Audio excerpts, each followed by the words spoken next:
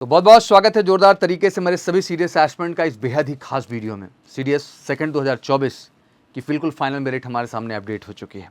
Results आ चुके हैं, IMA के भी आ चुके हैं, साथ ही आईएनए और एफए जितने भी रिकमेंडेड कैंडिडेट हैं उन सभी की लिस्ट अपडेट कर दी गई है। और अभी तक जो लिस्ट अपडेट की गई है, लाजमी सी बात है कि उसमें जो मेडिकल क्लियर कैंडिडेट नहीं हैं उन्हें भी इस लिस्ट में रखा गया है एग्जैक्टली। तो एक पूरी की पूरी डिटेल हमारे सामने है सीडीएस सेकंड 2024 को लेकर के।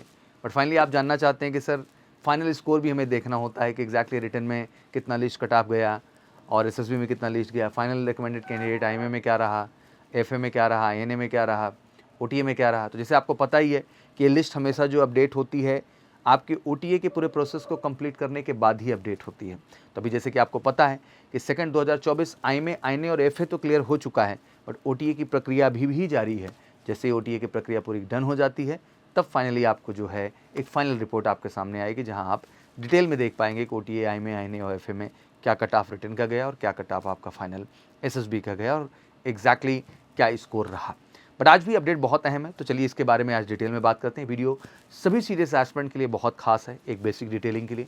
इस देश में बहुत सारे ग्रेजुएट कैंडिडेट हैं जिन्हें अवेयरनेस ही नहीं है कि साल में 2 बार सीडीएस अपने आप में एक बड़ी अपॉर्चुनिटी आपको देता है। अगर हम पूरा टेक्निकली देखें सीडीएस एंट्री को, आईएमए, एफए, आईएनए, ओटीए सब मिला के अराउंड 1000 के पास सीट आती हैं हर साल ऑफिसर कैटेगरी में।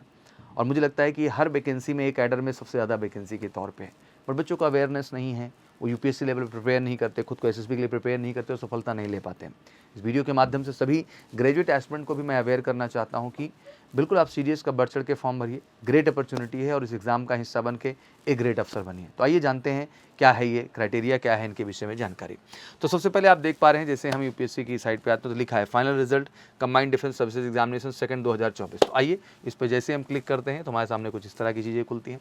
Government of India press information bureau, union public service commission, combined defence examination second 24, declaration of final result का डिक्लेरेशन आ गया है।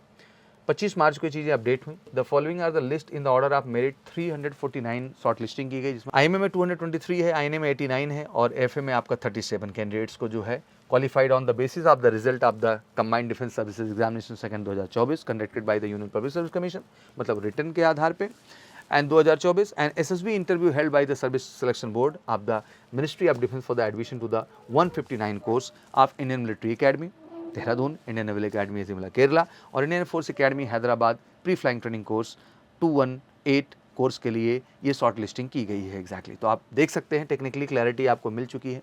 आईएमए 159 कोर्स के लिए है, साथ ही नेवल अकेडमी एजिमला केरला के लिए है जो कि 89 की शॉर्ट लिस्टिंग, इसमें 223 की शॉर्ट लिस्टिंग है और डोंडीगल हैदराबाद के लिए फ्लाइंग कोर के लिए 37 की शॉर्ट लिस्टिंग है। अब टेक्निकली ऑब्वियसली यहाँ देखने पे एक चीज़ तो समझ में आ रही है कि आईएमए के अंदर जो सीट है सर वो 100 है, बट यहाँ शॉर्ट लिस्टिंग 223 की है। बट ध्यान रखना है आपको कि ये जो शॉर्ट लिस्टिंग है इसमें बहुत सारे कैंडिडेट मेडिकल आउट्स भी हैं और कॉमन भी हैं आईएमए, आईएनए और एफए में। तो ऑब्वियसली काफ़ी कैंडिडेट्स में छटेंगे भी और काफ़ी को अपॉर्चुनिटी मिलेगी भी। 89 इंडियन नेवल अकेडमी में है, ऑब्वियसली ये भी इंक्लूडिंग ही है। ऑलमोस्ट 37 है तो 35 के आसपास वैकेंसी भी थी, तो ये तो 100% श्योर शॉर्ट है, इसमें कोई दिक्कत ही नहीं है क्योंकि इतने तो मेडिकल आउट होंगे वहाँ पे। और हर बार यही होता है कि एयरफोर्स की सीट भरती ही नहीं, जो अगर हम फ्लाइंग कोर देखें सीरीज के थ्रू एयरफोर्स तो नहीं भरता है। और नेवी में अमूमन वो चीज़ देखने को मिलती है। हाँ, आईएमए में थोड़ा शॉर्ट लिस्टिंग हमेशा ज़्यादा हो जाती है। There are some common candidate in the 3 list for various courses. लाजमी सी बात है क्योंकि आप चॉइसेस रखते हैं ना आईएमए, आईएनए, एफए में, तो हो सकता है आप तीनों में ही सिलेक्टेड हो। तो बहुत सारे कैंडिडेट कॉमन हैं, बहुत सारे कैंडिडेट ऐसे हैं जो मेडिकली फिट नहीं हैं तब भी इस लिस्ट में है, तो बहुत सारे कैंडिडेट ऐसे भी यहाँ पे बाहर कर दिए जाएंगे। The number of vacancy has intimated the government 100 for the Indian military academy, जैसे मैंने बताया, including 13 vacancy reserve for the NCC certificate holder जो आर्मी विंग में कंप्लीट किए हुए हैं। वहीं 32 for Indian naval academy Ezhimala Kerala executive branch general services hydro, including 6 vacancies NCC certificate naval wing में जो कैंडिडेट्स हमारे कंप्लीट किए हुए हैं। पहली 32 for the air force academy Hyderabad, जिसमें 3 वैकेंसी रिजर्व है एनसीसी सर्टिफिकेट जिन्होंने एयर विंग में कंप्लीट किया हुआ है। एनसीसी स्पेशल एंट्री से भी जो कैंडिडेट्स स्पेशली इसमें अप्लाई किए हैं, रिटन एग्जाम क्वालिफाई किया है उन्होंने और एसएसबी का हिस्सा बने और पहले उन्होंने आर्मी विंग में, नेवी विंग में, एयरफोर्स विंग में अगर एनसीसी कंप्लीट की हुई है तो ये रिजर्व सीट है जिसमें उनको सबसे पहले फाइट करने का मौका मिलता है, उन्हीं के लिए होती है। हाँ, ऑब्वियसली यहाँ पे रिजर्व सीट में वो जगह नहीं बना पाते हैं, तो ऐसा नहीं कि आईएमए के बाकी सीट्स में वो जगह नहीं बना सकते हैं, वहाँ भी वो कैंडिडेट जाके जगह बनाते हैं।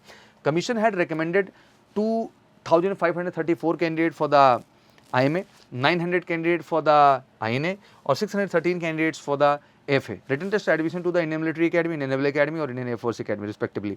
The number of candidates finally qualify are those after SSB test conducted by the Army headquarters. लाजमी सी बात है कि जब ये कैंडिडेट्स जो है रिटन क्लियर कर लिए फिर उसके बाद ये SSB के प्रोसीजर के लिए गए. The result of medical examination have not been taken into account in preparing these list. मतलब अभी मेडिकल को कंसिडरेशन नहीं किया गया, मतलब मेडिकल आउट हैं या फिर री मेडिकल केसेस में हैं वो सभी इस लिस्ट का हिस्सा हैं. अभी verification of date of birth and educational qualification of these candidate is still under process, वो चल ही रहा है at Army headquarter. The candidature of all these candidates is therefore provisional on this score, क्योंकि अभी भी provisional ही कहेंगे.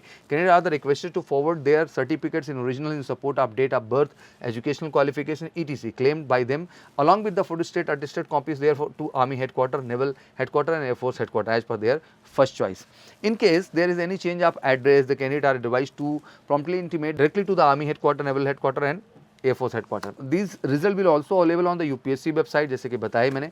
However, marks of the candidate will be available on the website after declaration of the final result of Officer Training Academy OTA course for Combined Defence Services Examination 2nd 2024. That means जैसे ही OTA की पूरी प्रक्रिया complete हो जाएगी और उसके बाद आपके सामने फाइनल रिजल्ट को डिक्लेयर कर दिया जाएगा, जो वीडियो के स्टार्टिंग में ही मैंने आपको बता दिया था. फॉर फर्दर इन्फॉर्मेशन बाकी ये कॉन्टैक्ट नंबर वगैरह हैं, कोई जानकारी है तो आप कर सकते हैं. रिजल्ट्स की बात करें तो यहीं से लिस्ट शुरू हो जाती है. आप देख सकते हैं सबसे पहले इंडियन मिलिट्री एकेडमी हमारे सामने है.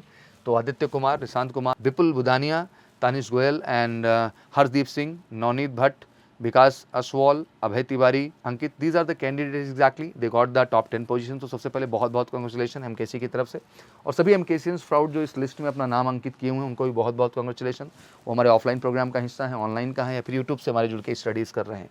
तो एक बार दिल से सबको बहुत कांग्रेचुलेशन. ऑब्वियसली टॉप 100 तक तो कोई टेंशन ही नहीं है क्योंकि ये तो हैं ही लिस्ट में, बट ऑब्वियसली इस टॉप 100 में बहुत सारे कैंडिडेट्स कॉमन हैं जो एग्जैक्टली आईने में भी होंगे, FA में भी होंगे एंड बहुत सारे कैंडिडेट ऐसे होंगे जो री मेडिकल केसेस में होंगे, मेडिकल आउट होंगे.